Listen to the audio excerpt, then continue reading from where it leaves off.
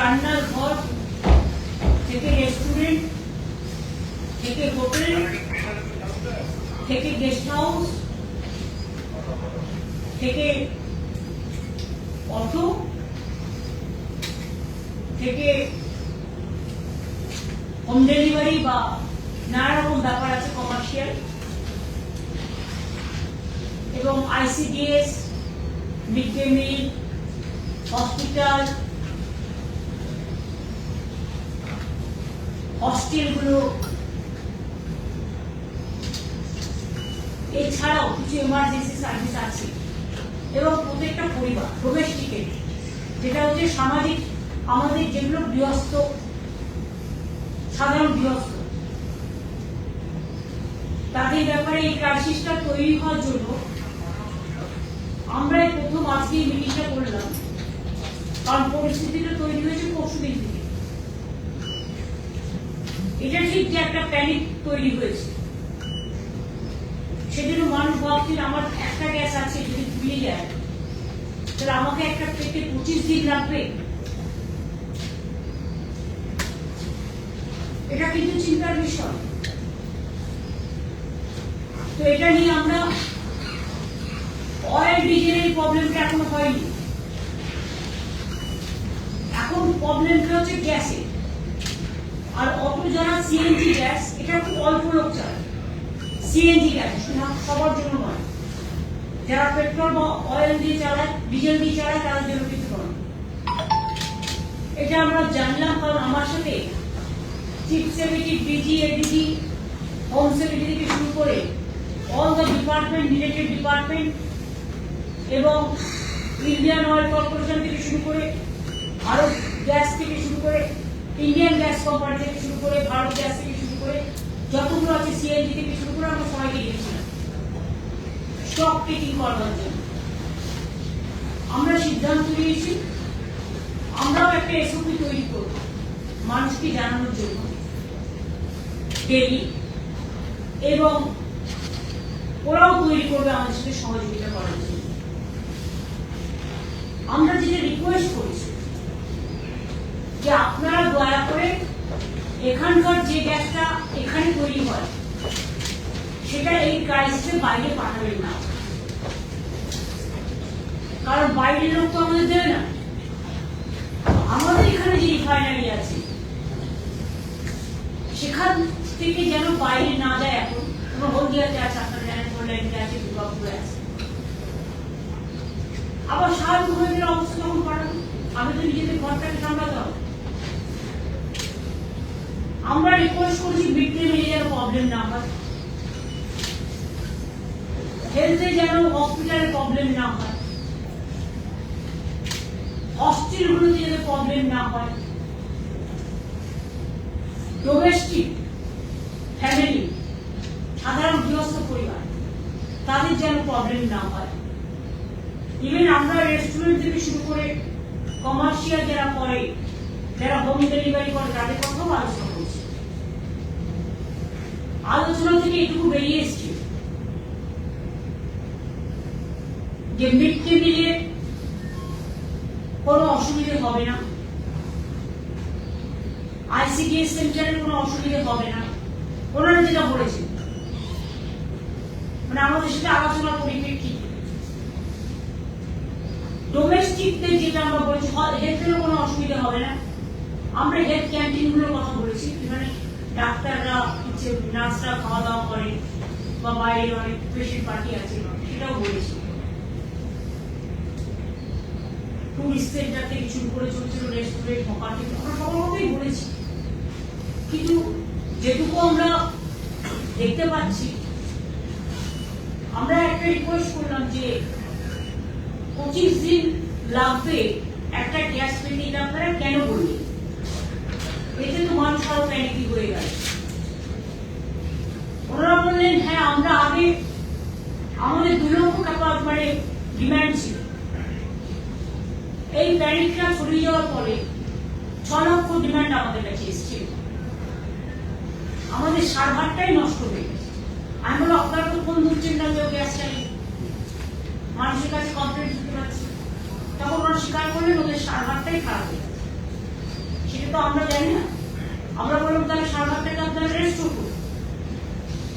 আপনাদের কাছে তো ডেটা আছে, যারা একটা গ্যাস নিয়ে এসে সিঙ্গেল গ্যাস নেয় কিন্তু তাদের গ্যাসটা হয়তো পুড়িয়ে গেছে বা ফুরোতে পারে, তাদের অন্তত একটা গ্যাস সাপ্লাই করুন ইমিডিয়েট। আর দুটো বড় গ্যাস যারা নেয়, আপনারা বলছেন 25 দিন তাদের জন্য বলেছেন, কিন্তু সেক্ষেত্রেও এটাও আছে যে ধরুন কোনো মানুষ হয়তো অনেকদিন আগে গ্যাসটা নিয়ে রেখেছে, তার হয়তো একটা ফুরিয়ে গেছে আর একটা সে ইউজ করছে, তাকে দরকার হলে একটা ইমিডিয়েট। এগুলো আমরা বলেছি এবং আপনারা যে সাপ্লাই করবেন গ্যাসগুলো, দরকার হলে আমরা গ্রিন চ্যানেল করব যাতে গ্যাসগুলো সাপ্লাই ঠিকমতো এলাকায় হতে পারে। আমাদের গভর্নমেন্টের সাথে আপনাদের একটা কোঅর্ডিনেশন বাড়ান। এভরিডে আপনার কাছে কত স্টক আছে, আপনি কত সাপ্লাই করতে পারবেন, কত সাপ্লাই করছেন, ডোমেস্টিক যাতে কোনো অসুবিধে না হয়, ছোট ছোট রেস্টুরেন্টে যাতে কোনো অসুবিধে না হয়, ICDS এর সেন্টারে কোনো অসুবিধে না হয়, টুরিস্ট সেন্টারে অসুবিধে না হয়, এই দিকটা আপনারা প্রায়োরিটি দিন। এরপর আপনারা ঠিক করুন, আপনারা তো বলছেন 96% হচ্ছে ডোমেস্টিক আর 4% হচ্ছে কমার্শিয়াল। তাই যদি হয় তাহলে দরকার মানে একদম না দেওয়া থেকে আপনারা 2% দিন, এখন যতদিন আপনার কাছে অ্যাভেলেবেল নেই রেস্টুরেন্টগুলোকে বা যেগুলো ডেলিভারি করে তাদের বা হোটেলগুলোকে,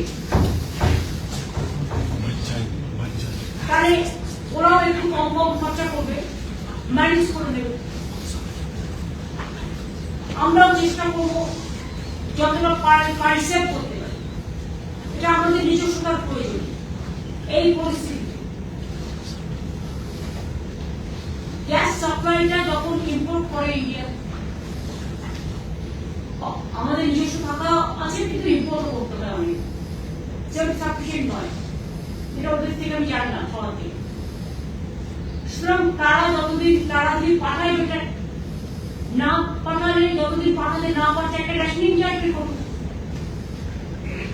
কেরোসিনের সাবসিডিটা আপনারা বা কেরোসিন গ্রামের লোকেরা স্টোভে অনেকে রান্না করে, আপনারা তো রেশনে এখন 75% কমিয়ে দিয়েছেন, 25% পায়।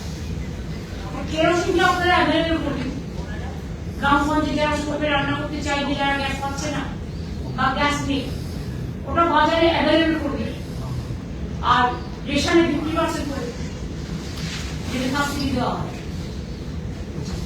এগুলো নিয়ে আমরা আলোচনা করছি এবং এতে ওরা অসম্মত হয়েছে তার নয়, অনেকটাই সম্মত হয়েছে। এরপর কার্যক্ষেত্রে আমরা বুঝব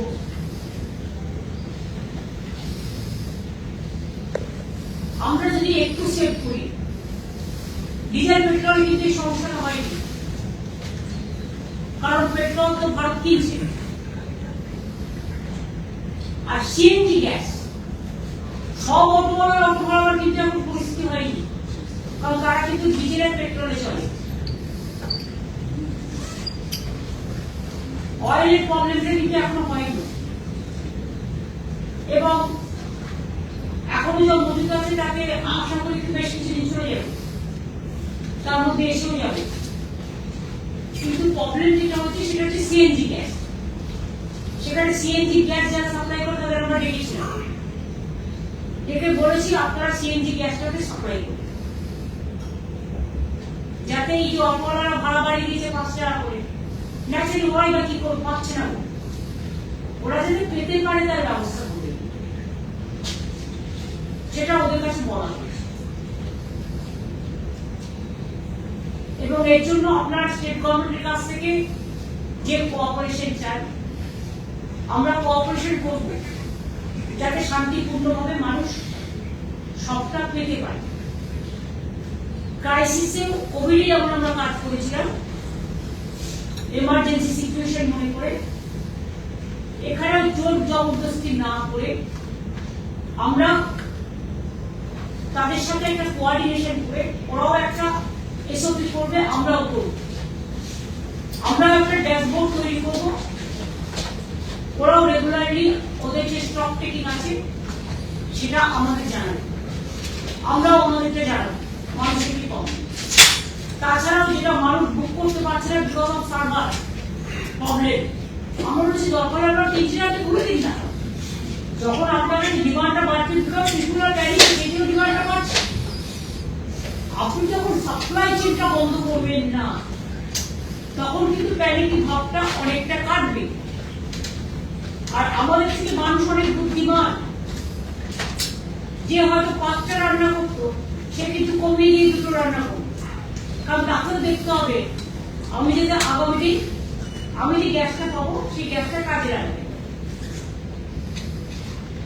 সুতরাং এই সমস্ত নিয়ে ডিটেলস আলোচনা হয়েছে, আলোচনাটা ভালো হয়েছে। এখন এর পজিটিভ দিকগুলো নিয়ে আমি আপনাদের বললাম, বাদবাকি কাজে আমি ডিএমএসপি এবং সমস্ত ডিপার্টমেন্টগুলোকে নিয়ে 4:30 ভার্চুয়াল করবো। সেখানে আমি বলছি ডিস্ট্রিক্ট ওয়াইজও একজন করে নোডাল অফিসার ওরা ঠিক করবে গ্যাস এজেন্সিগুলো, যাতে তাদের প্রতিদিন কত অর্ডার আসছে, কত সত্যি প্রয়োজন, কত লোক নিয়ে রেখে দিয়েছে সেটা দেখতে হবে।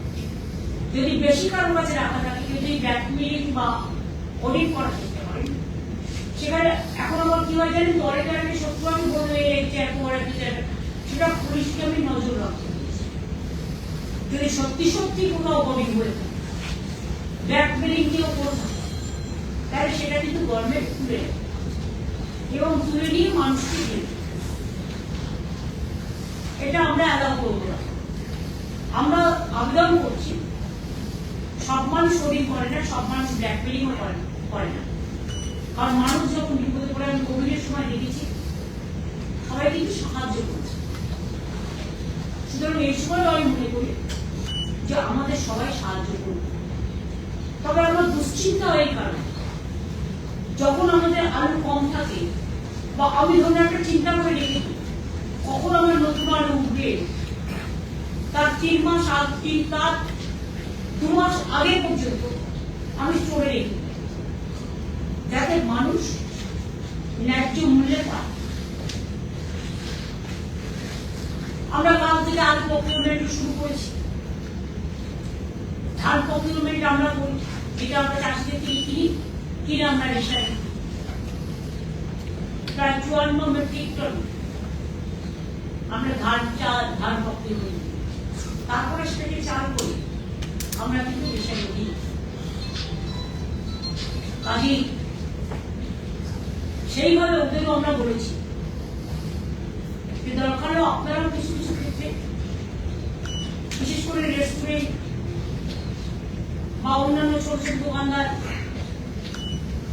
বা অন্যান্য জায়গা এসেন্সিয়াল এরিয়া ছাড়া যদি মনে করেন রেশনিং পদ্ধতি চালু করুন, যাতে যার আগে 4টে লাগতো যদি যার 2টো লাগতো তাকে একটা দিন, কিন্তু 25 দিন এটা বেঁধে দেবেন না, কারণ কারো বাড়িতে পরিবারের সংখ্যা, সদস্য সংখ্যা বেশি রাখতে পারে, কারো বাড়িতে পরিবারের সংখ্যা কম থাকতে পারে, কারো একটা রাখতে পারে, কারো 2টো রাখতে পারে।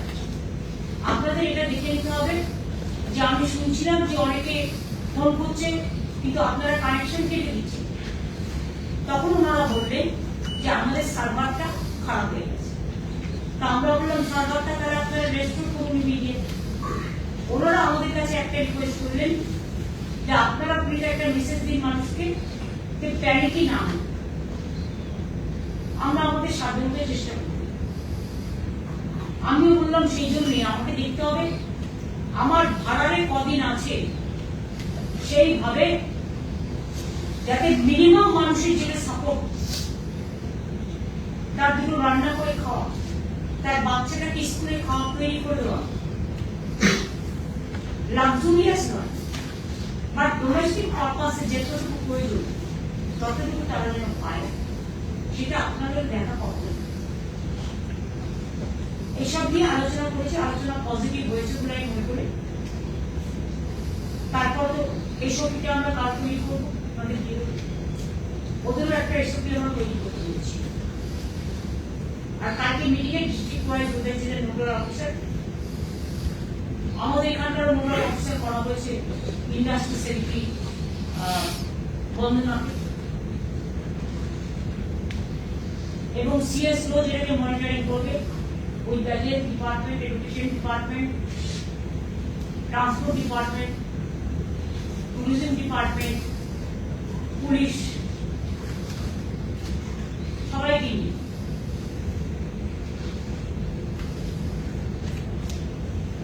education department है, there directly domestic householders সবার সাথে করে এই আলোচনাটা আমরাই প্রথম মনে হয় আমাদের স্টেট এই মিটিংটা আজকে আমরা খুব ইমার্জেন্সি ভাবে করব।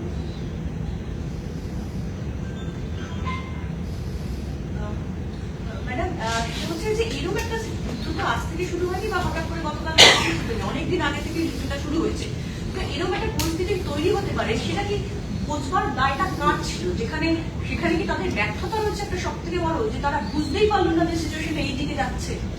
দেখুন, সিচুয়েশনটা যুদ্ধ যদি লাগে, যদি জাহাজ আসতে না পারে, সাপ্লাই চেন বন্ধ হয়ে যায়, অটোমেটিক্যালি প্রবলেমটা হয়। যুদ্ধটা যেসব জায়গায় আসছে সেসব জায়গায় কিন্তু আমাদের সাপ্লাই চেনটা ছিল, আমাদের গ্যাসটা আসতো কিন্তু হরমুজ থেকে, আপনারা জানেন মেন, সেখানে তো কয়েকদিন আগে একটা শিপও চলে গেছে চেন্নাইয়ের বর্ডারে প্রায় শ্রীলঙ্কার কাছে। সুতরাং তারা পাঠাবার চেষ্টা করলো, এসে পৌঁছানোর দায়িত্ব তাদের, রেস্কিউ করে নিয়ে আসার দায়িত্ব কিন্তু আমাদের হাতে নেই, এটা গভর্নমেন্ট অফ ইন্ডিয়া না। যা যা আসতে পারে ওরা আসলে ওটা সবচেয়ে নিয়ে আসে। সুতরাং আমি রাজনীতির সাথে ব্যবহার করতে চাই না, কিন্তু যে কোনো ব্যাপারে প্ল্যানিং, মনিটরিং অ্যান্ড সিস্টেম, এটা হচ্ছে সবচেয়ে বড় ব্যাপার। কারণ আমরা যেটা করি, প্রাইস হাইক নিয়ে মিটিং করি, মার্কেটে কোনটা অ্যাভেলেবেল নয়, ইভেন অনেকে বেশি দাম কমে বলে অন্য রাজ্যে পাঠিয়ে দেয়, আমরা বর্ডারেও আগলাই এবং তাদের রিকোয়েস্ট করি, কিন্তু কেউ এই সময় বেশি লোভী হয়ে যায়, তাই বাইরে পাঠিয়ে দিলে দামটা বেশি পাবে। আরে বাবা, নিজের রাজ্য বাঁচলে, নিজের পরিবার বাঁচলে, তখন অন্য রাজ্য পাবে, অন্য রাজ্যটা কেমন দেবে না। যে যা নিজের মতো করে যদি নিজের রাজ্যকে সামলায়, সব রাজ্যের প্রতি আমি সহানুভূতি, এবং কেন্দ্রীয় সরকারের উচিত সব রাজ্যকে সমান চোখে দেখা।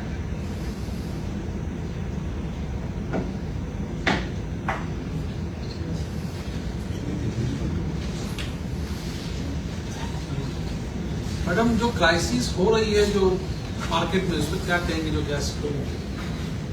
मैंने तो बता दिया आपको ना कि सबका सब मीटिंग होकर यही डिसीजन हुआ, जो आपको पहले मैं बता दी, इनमें सब पॉइंट है। ये तो हमारा हाथ में सप्लाई चेन नहीं है, it belongs to government of India. लेकिन तब भी हम लोगों ने सब ऑर्गेनाइजेशन को, जिसको गैस कंपनी है, सीएनजी कंपनी है, सब को बुला के मीटिंग करके हमारा जो जनता के लिए करना चाहिए था वो हमने उसको रिक्वेस्ट करके कुछ प्रॉब्लम, समस्या समाधान करने के लिए तरीका निकलाया, उसको बताया। अभी हमको वाच करके देखना है कितना तक वो मान के चलिए। ठीक है, आपको देखा